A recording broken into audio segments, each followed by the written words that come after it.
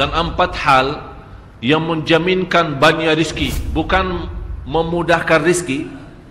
Tolong Bapak Ibu hafal, 4 hal bukan menjaminkan rizki, bukan memudahkan rizki, tidak. 4 hal mendatangkan rizki kemari.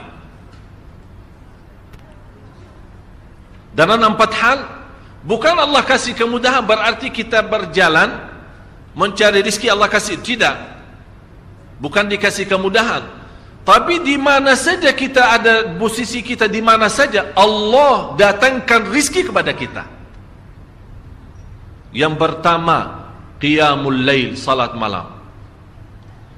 Yang kedua, berbanyak istighfar waktu sahur. Kalau anda tidak salat malam, jangan tinggalkan istighfar waktu sahur. Waktu sahur kapan? Kira-kira 30 menit sebelum azan. Disitulah Allah sendiri memuji, Allah bangga dan senang terhadap orang yang sahur. Sampai ulama berkata, tidak ada ibadah yang terbaik di waktu sahur selain istighfar.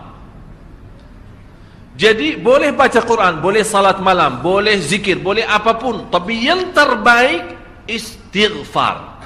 Fokus hanya istighfar. Astaghfirullah wa atubu ilaih, termasuk istighfar Allahumma anta rabbi la ilaha illa ant, yang Bapak Ibu tahu sayyidul istighfar, yang terutama, yang paling luar biasa. Allahumma anta rabbi la ilaha illa anta khalaqtani wa ana abduka wa ana ala ahdika wa wa'dika mastata'at a'udzu bika min syarri ma sana'at abu'u laka bi ni'matika alayya wa abu'u bi dhanbi faghfirli fa innahu la yaghfiru adh-dhunuba. Ya Allah, kalau kita fahami doa ini luar biasa. Oleh karena itu kata Rasulullah, barang siapa yang membaca sayyidul istighfar, kemudian di malam hari dengan keyakinan dia meninggal habis baca istighfar, masuk surga. Masuk surga. Berarti ini salah satu doa yang menjaminkan dengan mudah masuk surga. Jadi 4 hal yang mendatangkan rizki, bukan kita mencarinya, dia yang datang kemari. Apalagi saat mencari lebih mudah. Qiyamul lail, salat malam. Tapi dalam bahasa, mohon maaf Bapak Ibu, dalam bahasa Arab disebut qiyamul lail, bukan salat. Tapi kalau diterjemahkan dalam bahasa kita salat. Tapi kenapa di situ qiyamul lail? Diberikan qiyamul lail, qiyam artinya berdiri. Berarti lama. Saking lama berdiri dikaitkan jadi qiyamul lail. Qumil laila ya ayyuhal muzammil. Apa terus? Qumil lail, berdirilah saat malam. Berdirilah, bukan salatlah malam, tidak, berdirilah malam hari. Itu dahsyatnya di situ berdiri. Qiyamul lail. Yang kedua, berbanyak istighfar. Yang ketiga, berbanyak sedekah. Sebenarnya bukan istilah berbanyak sedekah. Kadang-kadang orang bersedekah 100 juta, udah saya sudah bersedekah 100 juta. Bukan itu. Bukan yang dimaksud berbanyak sedekah itu dari sisi uang itu banyak atau sedikit, bukan. Yang dimaksud rahasia sedekah, ta'ahudus sedekah, istiqamah bersedekah.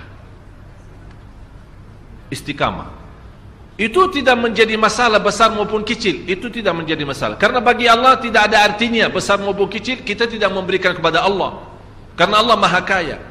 Tapi rahasia sedekah itu kita terus menerus sedekah, siang, pagi, malam, siang, pagi, malam, pagi, besok, terus minggu depan, tidak pernah berhenti. Setiap ada kesempatan selalu kita membawa sedekah. Itu namanya ta'ahudus sedekah.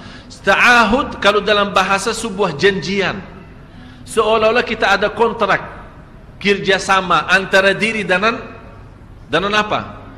Dengan sedekah. Itu kata ta'ahud, ahad, berjanjian. Saya berjanji, seolah-olah ada berjanjian antara kita dalam sedekah. Jadi tidak boleh terlepas dari berjanjian, seolah-olah kita menghormati berjanjian. Bagaimana menghormati? Kita terus kerjasama. Kita beri, Allah ganti berkah sedekah. Kita beri lagi, Allah ganti masih terus. Kita beri, masih Allah terus ganti. Itulah dahsyatnya sedekah. Jadi Bapak Ibu, jangan nunggu hari tertentu, bulan tertentu, malam tertentu kita bersedekah. Jangan. Setiap kita merasa ada berita baik, ada berita maupun ada berita buruk yang menyakiti perasaan kita, di rumah tangga kita, anak kita, suami kita, istri kita, apapun, langsung segera sedekah. Disitulah rahasianya. Ikatkan seolah-olah kita sudah membuat perjanjian antara diri dan sedekah. Dalam segala hal, hal senang maupun hal tidak, hal bahagia maupun hal sedih, hal bangga maupun hal lagi menghadapi kesusahan, kesulitan, selalu sehat dan sakit. Terus yang keempat, zikir, berzikir pagi hari dan sore hari. Berzikir pagi hari dan sore hari. Ini 4 hal Bapak Ibu. Berdiri malam hari, itu yang namanya tahajud, banjanya atau lamanya berdiri. Berbanyak istighfar waktu sahur. Yang ketiga, berbanyak sedekah. Sudah Bapak Ibu mengerti? Jadi istilah berbanyak sedekah bukan artinya harus banyak dari jumlah hitungannya, tidak. Yang keempat adalah berzikir di pagi hari maupun petang hari. Amman huwa qanitun ana al-laili sajidan wa qa'ima. Sajidan wa qa'ima. Jadi Bapak Ibu, saat kita berdiri lama, walaupun baca satu ayat, diulangi berkali-kali, walaupun baca surah pendek, tapi diulangi berkali-kali, tidak menjadi masalah. Bapak Ibu hanya hafal qulhu. Qulhu dibaca 3 kali, pahalanya seperti baca Al-Quran 30 juz. Ada seorang salih mengajak kawannya, sudah mendekati subuh, ayo bangun salat malam dan baca sepertiga Al-Quran. Langsung orang itu menjawab, bagaimana saya baca, sebentar lagi mau azan.